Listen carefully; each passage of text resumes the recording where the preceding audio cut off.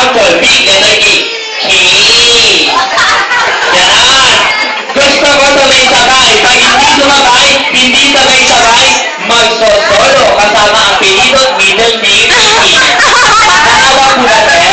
Kailangan sabay-sabay. Tandaan, hindi paatras. Hindi paatras ha. Pababa po ang spell out para sabay-sabay. Ready? Kamay sa bewang boy.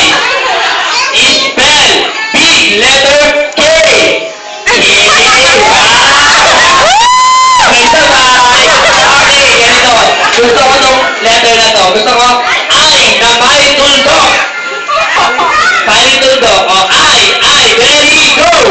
I. Kaya lang yung tuldok ko. Ito lang yun. Okay, spell small letter N. Ready? Small letter G. G. Spell small letter R. Ito yan, hindi ko nag-guess to.